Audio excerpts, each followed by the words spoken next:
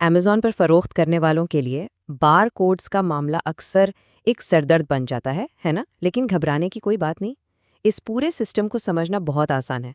चलें इसकी पेचीदगियों को खोलते हैं ताकि गलतियों से बचा जा सके और बिज़नेस को सही तरीके से आगे बढ़ाया जा सके। अगर कोई भी अमेज़न पर फ़रोख्त कर रहा है तो ये समझना बहुत ज़रूरी है कि बार कोड्स उस बिज़नेस की असल बुनियाद हैं। इन्हें नज़रअंदाज करना बाद में बहुत महंगा पड़ सकता है। और ये कोई मामूली सा असूल नहीं है। अमेज़न का पूरा FBA यानी फुलफिलमेंट बाय अमेज़न सिस्टम इसी एक चीज़ पर खड़ा है।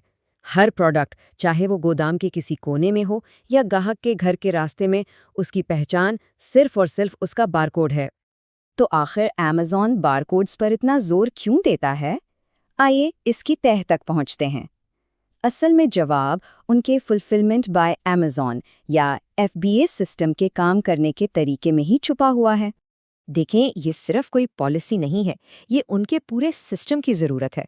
जब लाखों प्रोडक्ट्स एक जगह हों तो बारकोड्स ही वो वाहिद तरीका है जिससे अमेज़न इस बात को यकीनी बनाता है कि कोई भी प्रोडक्ट गुम ना हो और बिल्कुल सही ग्राहक तक पहुंचे। अच्छा, जब हम अमेज़न बारकोड्स की बात करते हैं तो बुनियादी तौर पर दो किस्में सामने आती हैं। एक है UPC और दूसरा है FNSKU। इन दोनों को समझना बहुत ही ज़रूरी है क्योंकि इनमें से किसका इंतखाब किया जाता है उसका बिजनेस पर सीधा असर पड़ता है। अब हम इन दोनों बारकोड्स के फ़र्क को गहराई में समझेंगे। ये सिर्फ कोई टेक्निकल मालूमात नहीं है, बल्कि ये एक ऐसी हिकमत अमली है जो किसी भी ब्रांड को बड़े माली नुकसान और साख्त के बहरान से बचा सकती है। बिल्कुल, जब किसी भी स्टोर पर कोई चीज़ खरीदी जाती है और कैशियर उसे स्कैन करता है तो वो असल में UPC ही होता है। ये एक आलमी मेयार है जो हर जगह चलता है। तो जहां UPC पूरी दुनिया में काम करता है, वहीं FNSKU अमेज़न का अपना ज़ाती घर का कोड है। यूँ समझें कि ये प्रोडक्ट का अमेज़न के अंदर का पता है जो सिर्फ वहीं पहचाना जाता है। यहाँ हम दोनों का सीधा सीधा मवाजना देख सकते हैं।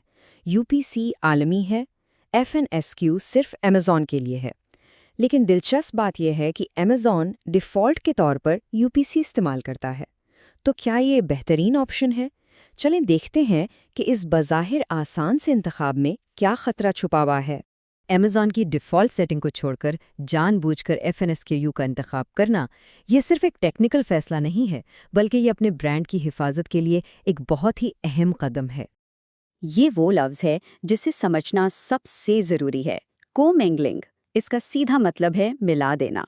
अगर बहुत से सेलर्स एक ही UPC वाली प्रोडक्ट बेच रहे हैं तो अमेज़न उन सब की प्रोडक्ट्स को एक ही डब्बे में रख देता है। और ये वो डरावना ख्वाब है जो हकीकत बन सकता है। ज़रा तसव्वुर करें, एक सेलर अपनी बेहतरीन क्वालिटी की प्रोडक्ट अमेज़न भेजता है, लेकिन साथ ही किसी और सेलर की उसी UPC वाली जाली प्रोडक्ट भी वहाँ पहुँच जाती है। अमेज़न उन दोनों को मिला देता है। अब जब कोई ग्राहक उस ओरिजिनल सेलर से खरीदता है तो उसे वो जाली प्रोडक्ट भेजी जा सकती है और उसका मनफी रिव्यू वो उस ओरिजिनल सेलर की लिस्टिंग को तबाह कर देता है। तो इस सब से बचने का हल क्या है? बहुत आसान, FNSKU का इस्तेमाल। FNSKU इस्तेमाल करने का मतलब है अमेज़न को यह बताना कि देखो, ये मेरी इन्वेंट्री है, इसे किसी और के साथ नहीं मिलाना। ये ब्रांड के लिए एक हिफाजती दीवार की तरह काम करता है। ठीक है, तो ये तो तय हो गया कि FNSKU इस्तेमाल करना है, लेकिन FNSKU हासिल करने के लिए पहले एक UPC की ज़रूरत होती है। तो सवाल ये है कि ये UPC कहाँ से खरीदें? अमेज़न इस मामले में बहुत ही वाज़ेह है, इसमें कोई दूसरा रास्ता है ही नहीं।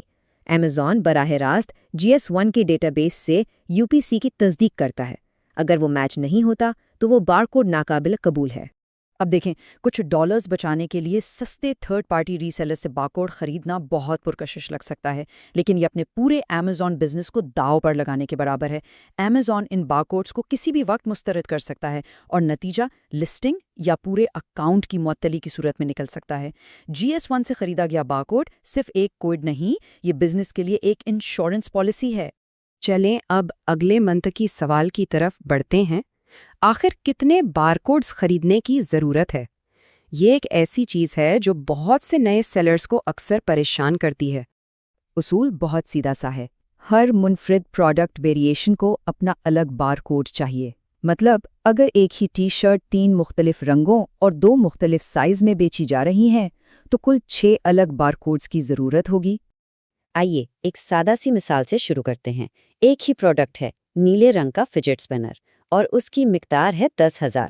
تو کتنے بارکوڈز چاہیے؟ جواب ہے صرف ایک۔ کیوں؟ کیونکہ پروڈکٹ کی ویریشن میں کوئی تبدیلی نہیں ہوئی۔ وہ تمام 10,000 یونٹس رنگ، سائز اور پیکیجنگ میں بالکل ایک جیسے ہیں، اس لیے ان سب پر ایک ہی یو پی سی لگے گا۔ ٹھیک ہے، اب ہم نے اس میں ایک ویریشن شامل کی ہے، ایک نیا رنگ۔ بالکل، اب 2 بارکوڈز کی ضرورت ہوگی۔ اصول یاد ہے نا؟ ہر منفرد ویریشن کے لیے ایک الگ بارکوڈ، ایک نیلے رنگ والے کے لیے اور دوسرا لال رنگ والے کے لیے۔ تو آئیے ان 4 سنہری اصولوں کو ذہن میں بٹھا لیں۔ پہلا، بارکوڈز لازمی ہیں۔ دوسرا، برانڈ کی حفاظت کے لیے ہمیشہ FNSKU کا استعمال کریں۔ تیسرا، بارکوڈز صرف اور صرف GS1 سے خریدیں۔ اور چوتھا، ہر نئی ویریشن کا مطلب ہے ایک نیا بارکوڈ۔ بس آخر میں اس پر غور کریں، ایک بارکوڈ صرف کوئی ٹیکنیکل ضرورت نہیں ہے، یہ اس وسیع مارکیٹ میں پروڈکٹ کی شناخت اور حفاظت کا معاملہ ہے۔ سوال یہ ہے کہ کیا یہ فنگر پرنٹ محفوظ ہے؟